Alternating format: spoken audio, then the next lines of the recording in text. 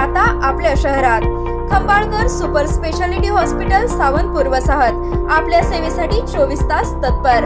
नवजात शिशु अतिदक्षता विभाग, अद्ययावत अतिदक्षता विभाग, अद्ययावत वंध्यत्व निवारण विभाग, व्हेंटिलेटर, सेंट्रल ऑक्सिजन, ॲम्ब्युलन्स सेवा, digital x ray, pathology lab, pharmacy, सुसज्ज operation theatre, joint replacement, cashless insurance सुविधा, मुख्यमंत्री सहाय्यता निधीचा लाभ। खंबाळकर सुपर स्पेशालिटी हॉस्पिटल, संपर्क 88 03 36 37 38।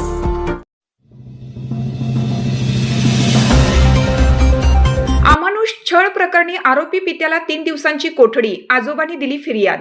आटपाडी तालुक्यातील बनपुरी येथील यमगर वस्तीमध्ये माणुसकीला काळीमा फासणारी संतापजनक घटना उघडकीस आली आहे।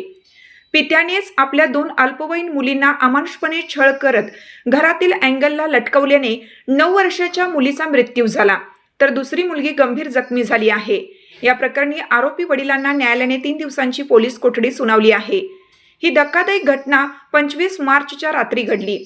पोलिसांनी दिलेल्या माहितीनुसार दादू उर्फ नाना हैबती यमगर यांनी चोरीच्या संशयावरून संतापाच्या भरात आपल्या मुली अनुजा वय 11 आणि ऋतुजा उर्फ सानिका वय 9 यांचे हातपाय दोरीने बांधून त्यांना घरातील अँगलला लटकवून अमानुष छळ केला।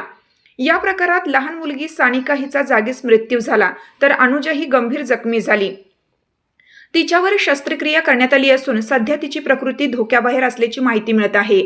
दरम्यान मुलींना वाचवण्यासाठी गेलेल्या आरोपीचे वडील तथा मुलीचे आजोबा हैबती जगू यमगर वय 75 यांनाही आरोपीने जीवे मारण्याची धमकी दिल्याचे समोर आले आहे। या प्रकरणी आजोबा हैबती यमगर यांनी आटपाडी पोलीस ठाण्यात फिर्याद दिली आहे। त्यानुसार पोलिसांनी भारतीय न्यायसंहिता कलम 103(1), 109(1), 351(2), 351(3) अंतर्गत हत्या व खुनाच्या प्रयत्नाचा गुन्हा दाखल केला आहे।